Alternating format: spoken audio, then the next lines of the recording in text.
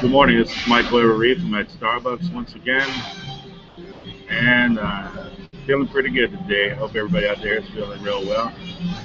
I've been thinking through the night about different aspects of being a minister, and I recall growing up that I was what you might call a newsie, an orphan. My parents both said that I was adopted, yet my birth certificate had the names that were on their driver's licenses.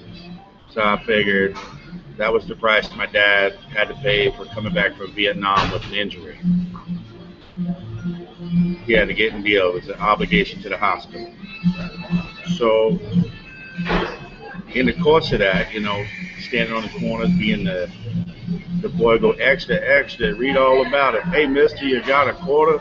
Most of my life, I guess I just fit into the role to do it as an adult now on Social Security. And except now I'm a United States Marshal, and I guess being from Philadelphia, the newspaper has a lot to do. Benjamin Franklin used the newspaper to finance postage stamps for the Navy, and ultimately the United States Treasury Bank, which is still in Philadelphia. Of course, there's been 3 new ones since. And my grandfather worked there when I was a little boy, 25 years. I buried him at the government cemetery. I was the pallbearer, 6th man on the coffin. And that was back in 1995. At which time they brought me here to Seattle on sedatives, they told me. And I appeared at the U.S. courthouse with my Juris Doctorate in hand and my magistrate judge robe is on. Of course, Seattle, Washington is the home of the 9th United States Court of Appeals, and they are not very favorable to U.S. Marshals.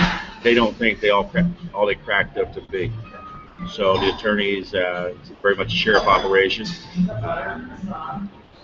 and so forth and so on. But I did graduate police academy here in Seattle, LAPD detective, and I rode around in a Seattle police car. I had a partner, a training partner. But I was had head injuries because I was training very fast and had sedatives on me. But I was passing my academics. I had passed all my civil service exams.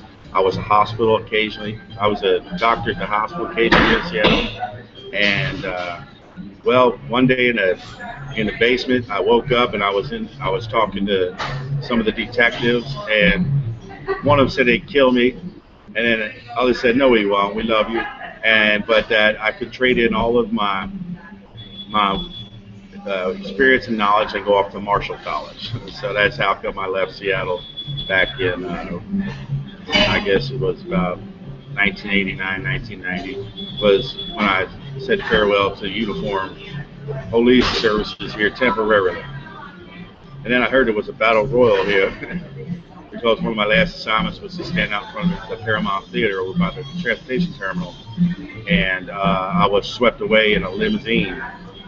And right after one of the security guards, deputies, was getting a little mouthy, and another man told him to shut up because if he say that to the sheriff again, he's going to shoot him on the spot. And he was calling me the sheriff. So that's how that went. But anyway, I'm a minister, full minister, make $12,000 a year, whatever I get in tithings. And that's basically all I have. I went to warden school in Virginia. I got a lot of hard feelings sometimes because they literally, it's on paper, they botched the case, the newspaper refute the court's evidence, and I didn't get adequate representation. The police officer didn't even show up, so it's warden training.